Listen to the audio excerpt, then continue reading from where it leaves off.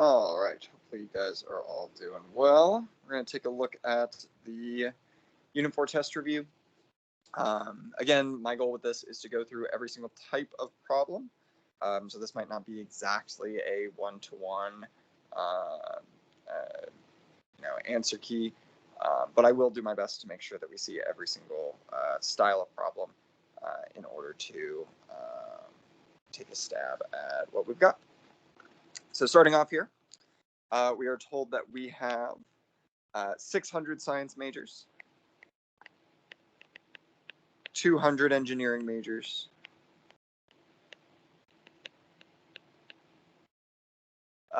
500 business majors.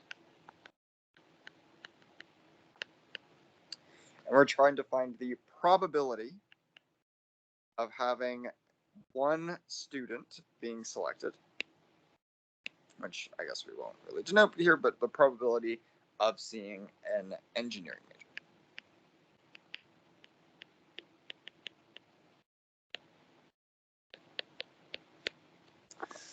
Okay, so I have seen quite a few people ask about this particular question. The approach that they have often brought forward is kind of what I would describe as like using a nuke to kill a mosquito, which is fine. So I'll show you guys first what I have seen a lot of people kind of ask me about and ask if that is kind of a valid approach, and then we'll just talk about this, how I would approach this instead. Ultimately, they are the same. So people's setups for this that I have seen, they've said, okay, well, we have 1,300 people total, and we are trying to choose one of them. We're going to divide, that's going to be our denominator, right? Total number of ways to choose one person from our sample space. And then of those, we have 200 people that are engineers, and we want to choose one of them. And then we have 1,100 people who are not engineers, and we want to choose 0 of them. And this is great. This is correct. You can plug this into your calculator. This works out to be about 2/13. It exactly works out to be 2/13, which is cool. But again, this is definitely overkill for what we need, right? If we're looking at the probability of being an engineering major, all we need for that is going to be the number of successes out of the number of possibilities. So in this case, notice how we have, excuse me, buddy, you are tangling yourself up. In this case, we have our 1,300 possible people that we could be looking at. And of those 1,300, 200 of them are engineering majors, which also gives us that 2 out of 13. Now, I will say, this is really nice as just like the basic probability for just choosing one. What I really like about this method here is it's very, very adaptable. So for instance, if we wanted to pick 2 people and find out the probability of both of them being engineers, all of a sudden, this setup becomes a lot more malleable than what we would see otherwise. So if we were looking at the probability of picking 2 engineers, then the modification here is very, very simple. This would just be 200 C2 times 1100 C0 over 1300 C2 versus the modifications that we would have to make on this, which would be not super difficult, but a little bit more tricky than what we're seeing otherwise. So I like this approach a lot. This one is cool. We can certainly approach it in a way that is a little bit more simple, but I do like it. Okay, number two. We're given that we have 5 blue chips. We have 7 black chips. We have 2 white chips. And we have 4 red chips. And we want to know if we pick one chip, what is the probability of having white or red?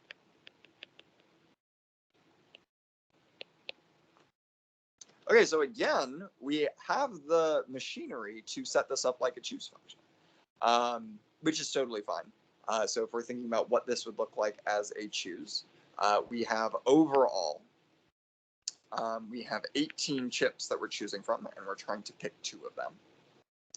And so for our white chips, we have 2 options, and we would ideally be picking, or sorry, we're not picking 2 of them, we're picking 1 of them, my bad. 1 of them. All right, and so we have 2 chips that are white, and we want to pick 1 of them.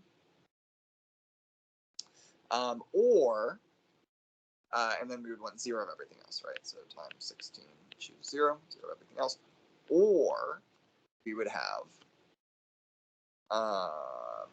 4 red chips that we choose 1 of, and 14 leftovers that we choose 0, divided by the 18 we choose 1. So this is totally great.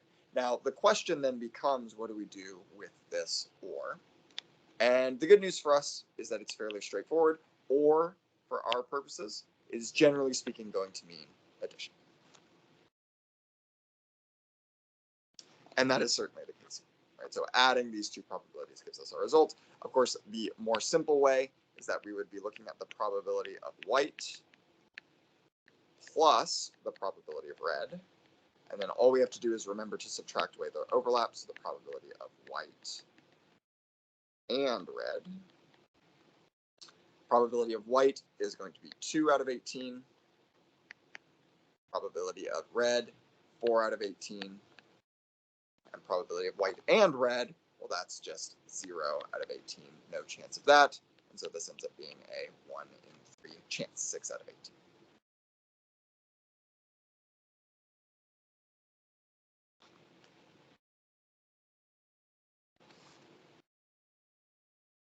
But it's nice to see that our choose kind of understanding can continue with what we see here from score. All right, number 3. You're told that we are drawing a single card from a deck of cards. We want to know the probability that this card is either a queen or a spade. All right. If you're interested in coming up with how we would do this in terms of choose, more than happy to take a look at that tomorrow if you'd like to check it. But I'm going to start doing this in this slightly more straightforward way, which is just that this should just be the probability of queen plus the probability of spade minus the probability of the queen of spades.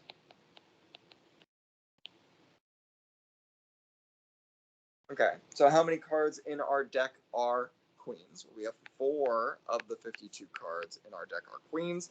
In particular, the queen of hearts, the queen of clubs, queen of diamonds, and the queen of spades.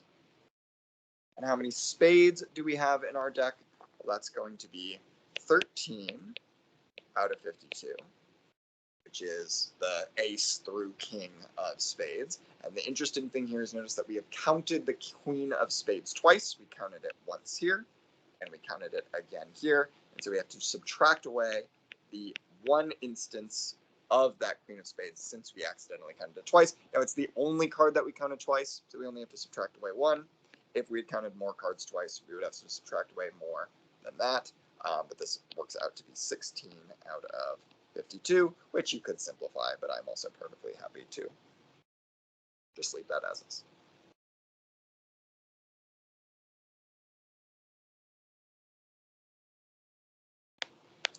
All right, let's take a look at number 4 here.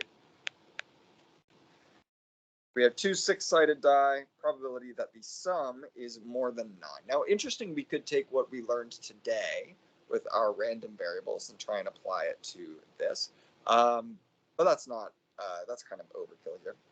We're thinking about the total number of possible outcomes that we could see for rolling 2 die. We had 6 options for our first roll and 6 options for our second roll. And by our fundamental counting principle, that tells us that we have 36 options overall. And so the question is, which options are going to give us a sum that is greater than 9? Well, the smallest sum, specifically more than 9, so 10 or higher, is going to be 5 and 5. It'll also be 6 and 4. And then it could also be 4 and 6, assuming that the dice are in fact indistinguishable from one another, which this problem kind of supposes. Additionally, we could have 5 and 6, so summing up to 11. We could have 6 and 5. And lastly, our highest possible sum, we could have 6 and 6.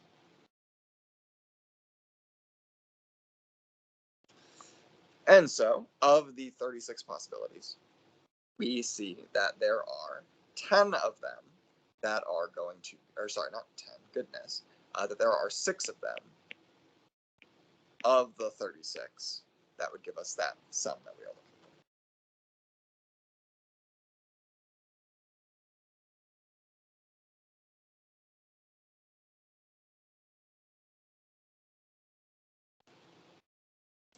All right, looking at number 5 here, we are drawing 2 cards from a deck without replacement to find the probability that we will see. We're going to assume in this case, which I know that this is not how the problem is written, but this is how the problems on the test would be written. We're going to assume that we are looking for the probability of seeing a jack and then a queen.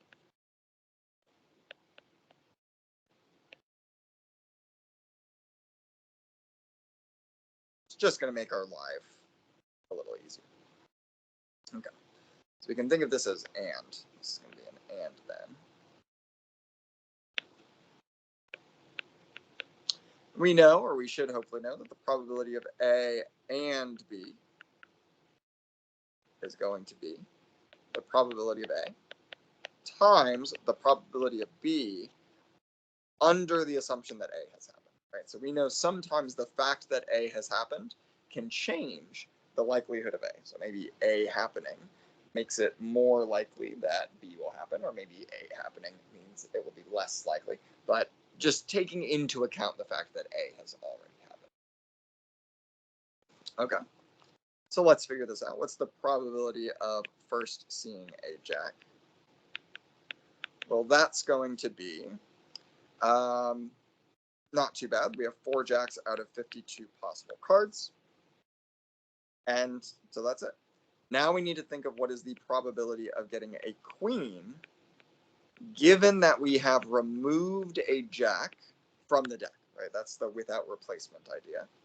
Well, things to note, we still have 4 queens, but we now only have 51 cards in our deck. So notice the fact that we drew a jack has increased the likelihood of getting a queen compared to what it was before. Very slightly. I did the double arrows. It's really just like a slight increase.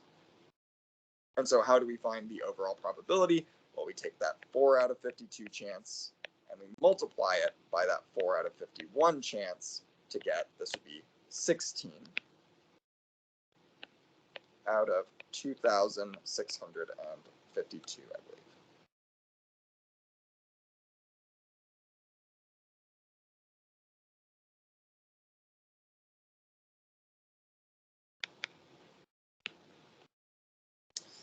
All right, taking a look at number 6. You're told that 2 people are selected with replacement. That's interesting. So we have 5 boys, 3 girls. And we want to know the probability of picking a girl and a girl.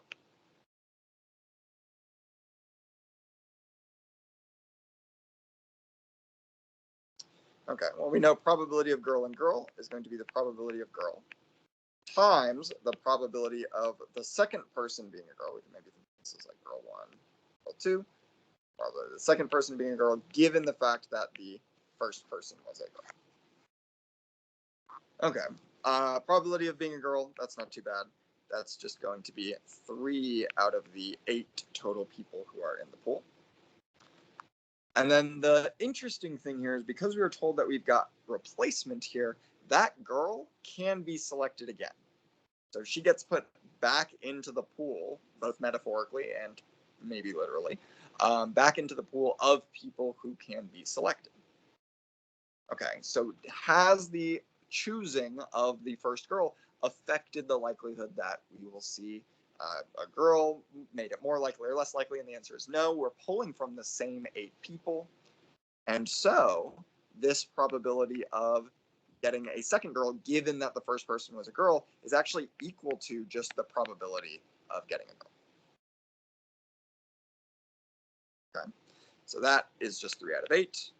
And so we get that this is 9 out of 60.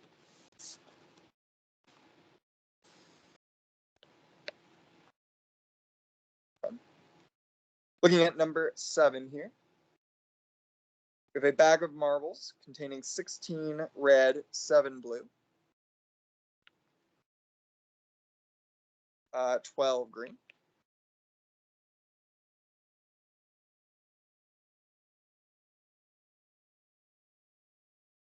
We are picking out 3 marbles without replacements, so taking them out and then not putting them back. And we're going to look specifically, I know it says the probability of drawing 2 blue. Okay, no, it's actually right. So it says 2 blue. So we're looking for the probability of blue, and then blue, and then red. So very, very specifically blue, blue, red. Okay. These are not independent events, which is to say that the probability of one happening is going to affect the other. So for instance, if we're looking at the probability of our first option being a blue, well, we know we have 7 blues out of a total of 35 different marbles. The probability of getting another blue, given the fact that the first marble was a blue, is going to be equal to, well, now we only have 6 blues to pull from, and there are now 34 marbles left. And then the probability of getting a red third, given that we got a blue first and a blue second, is going to be, well, probability of red, there are 16 reds, but now there are only 33 marbles. This is 7 over 35 times 6 over 34 times 16 over 33, and I will leave it as an exercise to the reader to tell me what that is equal to.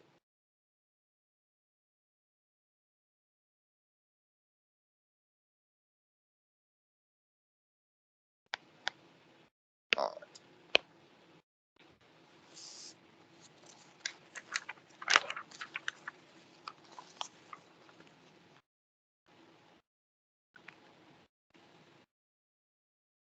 So let's take a look at what we are seeing here.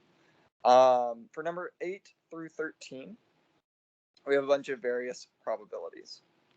I'm probably going to be more interested in looking at 10 through 13. So like the probability of good service,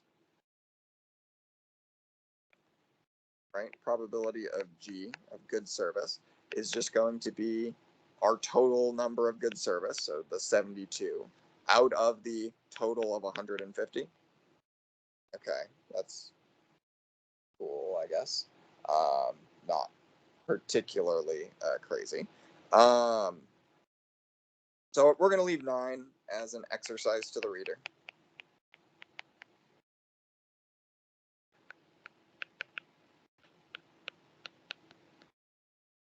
We're going to take a look at number 10 here.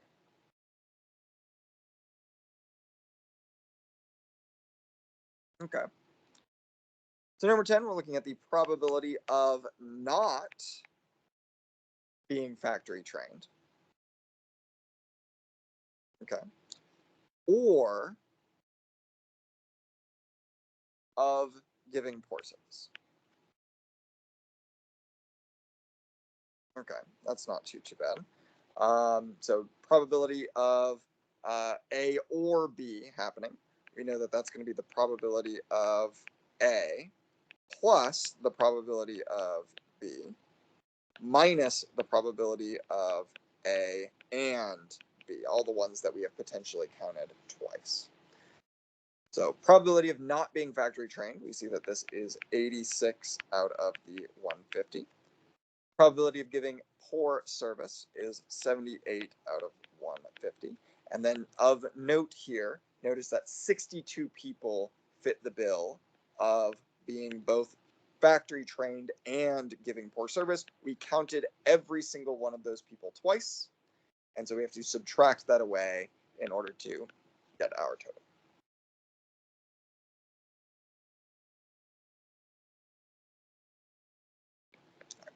For 11, looking at the probability of G and F, we know that the probability of G and F is going to be the probability of G times the probability of F given G.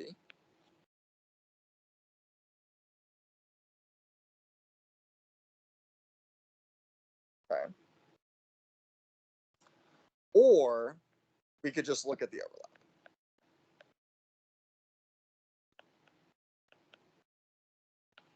Which is also valid. So for instance, just looking at the overlap, we should be able to very clearly see that the ones that are factory trained and give good service, well, there are 48 people who fit both of those conditions out of the 150. So that should just be our answer. Let's check our formula and see if in fact this is going to work for us. And it should. Right. So probability of G, notice that likelihood of getting good service is 72 out of 160. And the probability of F, given that we know that G is true. Okay, well, if we know that G is true, then of the 72 that we are looking at, right, we know that they are giving good service. So now the question is, are they factory trained if they are giving good service? We see that 48 of those 72 are in fact giving good service. And so 72 out of 160 times 48 out of 72, those 72s are going to cancel, and we get exactly what we saw. Sorry, did I say 160? I meant 150.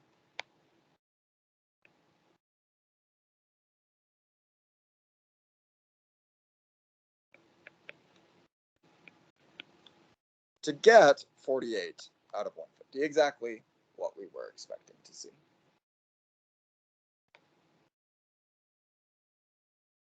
Okay. And we'll look at one more.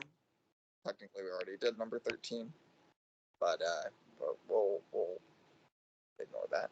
And so we're being asked to find what is the probability not of F given G, but of G given the fact that we know that F is true. So if we know that F is true, if we know that they're factory trained, well, we know that there are only 64 people to choose from.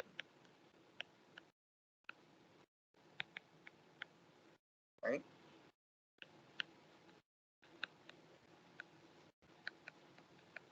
Because we know F is true. So there are only 64 people who fit that bill. And so of those 64 people, how many of them are giving good service? Well, of those 64, you see that 48 of the 64 are giving good service.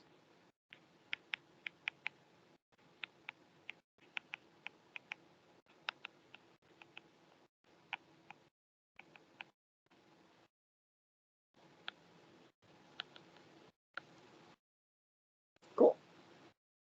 Awesome. And 13 also, leaving as an exercise to the reader, but not really, because we already looked at that. Okay, so let's take a look at, we're going to do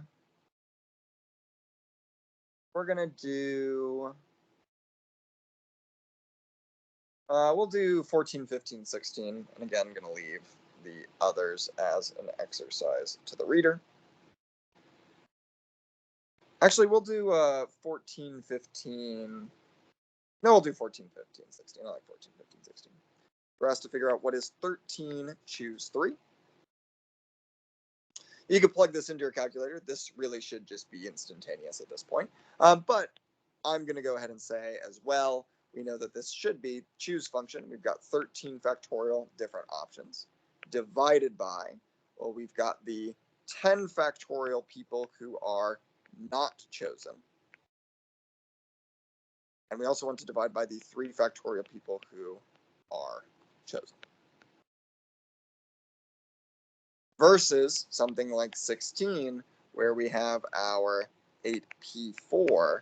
Well, this is just going to be the 8 factorial divided by the 4 factorial people for the not chosen. We don't want to divide away the order of those who are chosen because order matters.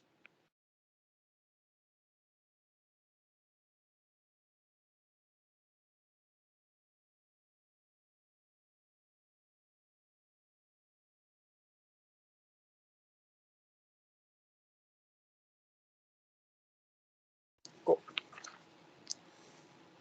So let's take a look at some of these problems that involve our combinations. So we're told that a bank issues account numbers consisting of 2 letters followed by 5 digits. Letters,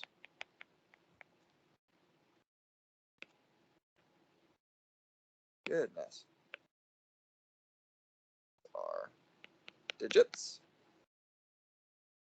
We're also told that the last digit must be even.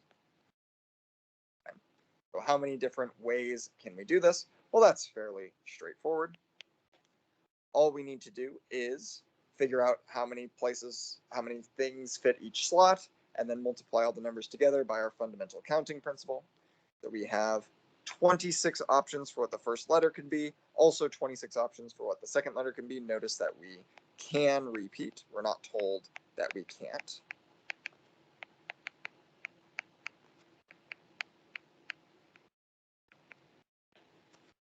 Okay. So if we're looking at what we could have for our numbers, every number slot we have 10 different options for what we could have, except for the last one, which must be even, for which we only have 5. Okay. 18 is also fundamental counting principle. In this case, we have a wardrobe that consists of a suit, shoes, shirts, and a necktie. We're trying to figure out the number of outfits. So if we think about an outfit in particular, just like for a password, the password consists of 7 individual components. Our outfit consists of 4 individual components. Right, we have the suits, we have the shoes, we have the shirts, and we have the tie. So how many options do we have for suits? Well, we have 4 options for suits. We have 6 options for shoes. We have 5 options for shirts and 10 options for neckties, multiplying them all together to get whatever you get by doing that.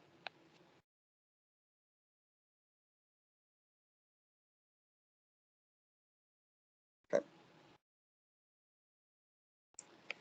So number 19, trying to figure out the number of ways that we can rearrange.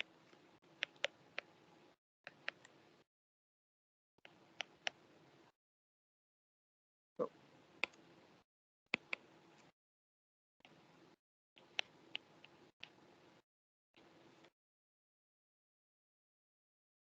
Massachusetts.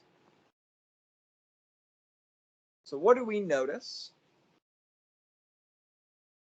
as far as what is going on with our word? Well, first of all, interesting thing to note, our ordering is going to have to do, as if we think about like quote unquote features, those features are going to be our letters. So 1, 2, 3, 4, 5, 6, 7, 8, 9, 10, 11, 12, 13 letters. We have 1, 2 A's. Parents. We have 4 S's.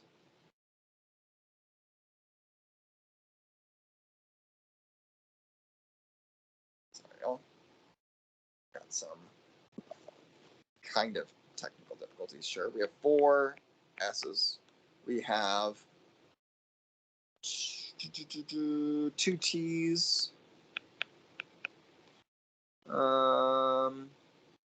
I think one of everything else. Right, we've got our A's, got our S's, got our T's, and then 1 M, 1 C, 1 H, 1 U. Cool. So we have our 13 factorial spaces, but then we need to divide out the fact that, for instance, we are able to swap the a's around. So to divide that out, we divide out by 2 factorial to say that we can swap the a's. Likewise, we divide out by 4 factorial to say that we can swap the s's. And by 2 factorial to say that we can swap the t's, which is some kind of value, again, leaving that to the reader.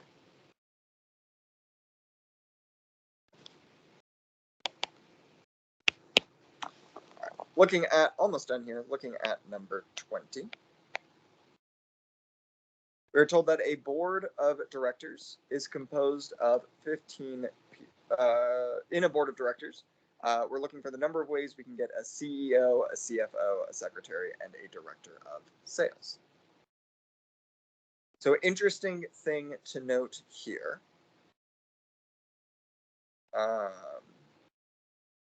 is that the order in which you are chosen matters. So if we think about the 15 people, 4 of them are picked, 11 of them are not.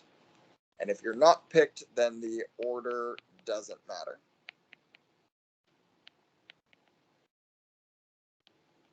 Right, so not being picked first versus not being picked fourth doesn't change anything. Whereas over here, it does matter, because being picked first means that you're CEO, being picked second means that you're CFO, and so on. If I swap things around, then all of a sudden I'm going to have a different board of directors. So order actually does matter.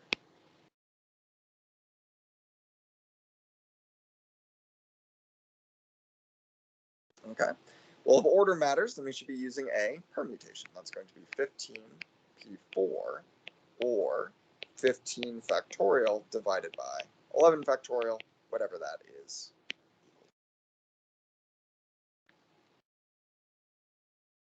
All right. So number 1 starts to get into some fairly tricky stuff. This is similar to what we saw at the beginning of the packet. A lot of people, again, kind of using overkill on this, but this is totally fine. Essentially, what we want to think about for our probability questions with our choose functions is a couple of things. Denominator is just going to be general. How many ways can we choose this many objects from our total? And then the numerator is going to be the product of how many ways can we make each individual choice. So for instance, a committee of 4 students is selected at random from a pool of 11 freshmen and 8 sophomores. We're looking for the probability of 2 freshmen and 2 sophomores.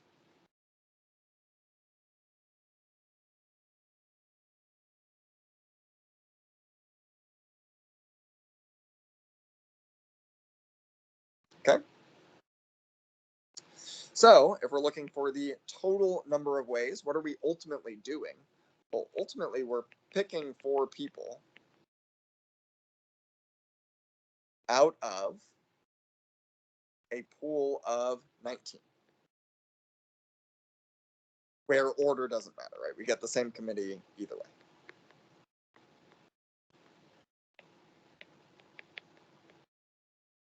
So that's going to be 19, choose 4. And what is this composition going to consist of? Well, we want 2 of them to be freshmen. So how many ways can we generate freshmen? Well, we have 11 choices for freshmen, and we want to pick 2 of them. And we want 2 sophomores. We have 8 options for who could be sophomores. We want to pick 2 of them. This is our probability. Except, actually type out what it's going to be.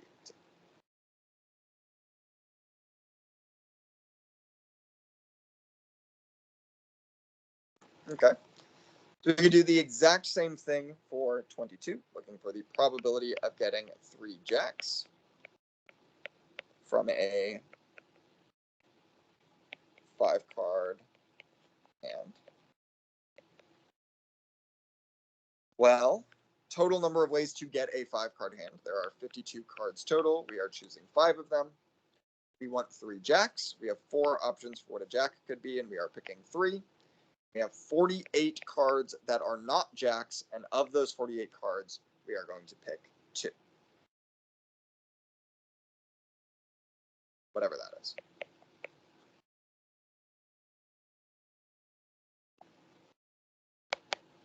Okay. And one last one, number 23. We have a package of 10 resistors, 3 of which are defective. We are selecting 4 of them, and we want to find the probability of getting 2 defective.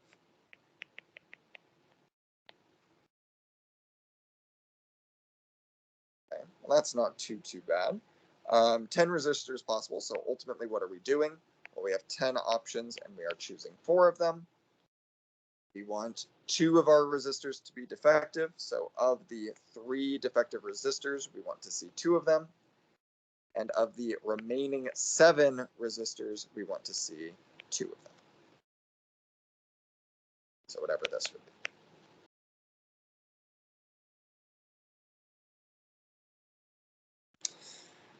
All right, hopefully that was helpful. If you have any questions, of course, feel free to reach out. More than happy to try and be of assistance. And I wish you all the best of luck in your studying efforts. And I will see you tomorrow.